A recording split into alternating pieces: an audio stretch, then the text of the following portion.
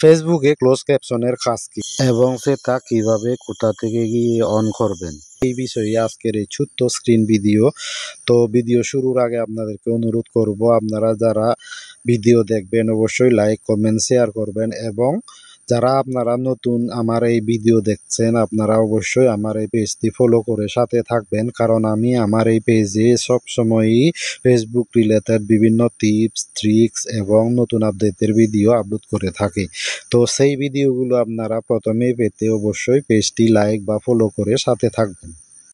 শুরুতে ফেসবুক অ্যাপটা আগে খুলে নেবেন, এরপর উপরে ডান দিকের প্লাস আইকনে একবার ক্লিক করবেন, আবারও এখানে রিল অপশন দিতে আরেকবার ক্লিক করবেন। এখন ক্লোজ ক্যাপশন নামে একেবারে নিচে একটি অপশন দেখতে পাচ্ছেন, সেখানে আবারও একবার ক্লিক করবেন। এখানে উপরে অটোমেটিক ক্লোজ ক্যাপশন নামের অপশনটি অবশ্যই আপনারা অন করে রাখবেন। তো আপনারা যদি চান আপনাদের পরবর্তী ভিডিওগুলোতেও ক্লোজ ক্যাপশন অন করবেন কিনা রিভিউ পেতে, তাহলে নিচের অপশনটি অন করে রাখবেন, যার ফলে আপনি ভিডিওতে যা বলছেন তা টেক্সট আকারে ইংরেজিতে ভিডিওর সামনে ভেসে উঠবে, ফলে বিভিন্ন ভাষাভাষীর লোকও বুঝতে পারবে আপনি ভিডিওতে কি বলছেন, এবং যারা কান দিয়ে শুনেন না তারাও বুঝতে পারবে যে ভিডিওতে কি বলা হয়েছে।